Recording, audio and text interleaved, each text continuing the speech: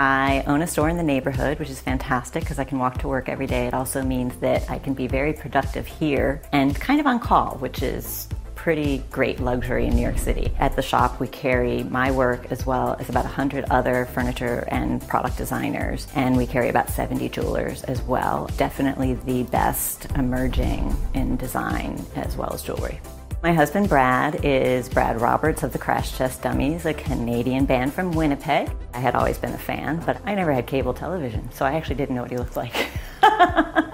We each had a loft in Soho, and this loft had much more light than my loft, so we ended up moving here. I would definitely say it's a collaboration. Both of us have been lucky enough to travel a lot for our work. Brad was touring around the world all the time, and when I worked as a fashion designer, I traveled really to so many different places and ended up picking up a lot of the things on travels.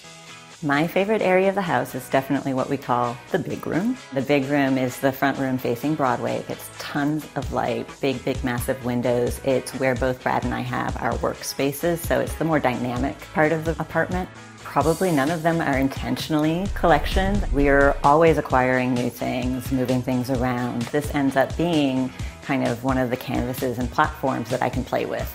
I would say, first of all, I'm a rule breaker, both of us are. Really what appeals to both Brad and I is layering, playing with color, juxtaposition, why not? Let's mix in the royal portrait with paint by numbers. It's really about having fun. It is a fourth floor walk-up, so we don't do a huge amount of trading out of big pieces of furniture. They kind of stay and live, and they tend to be very comfortable, useful pieces. Almost everything does a lot of work. This side of the apartment faces inside the buildings, and this is definitely more the man cave. Kitchen is here, so it kind of keeps it very vibrant in spite of the fact that it's kind of cave-like. Nothing too precious. Oh gosh, no.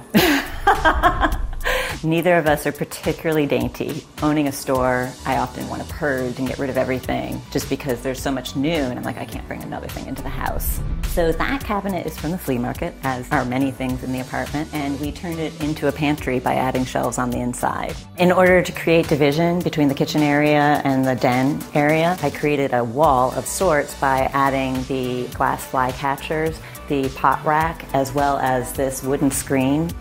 People ask about them all the time. These fly catchers made a lot of sense because they're still glass, they're light, so you get light through. They're very effective, and while I don't really like flies or wasps in the house, I don't really like cleaning up their carcasses either.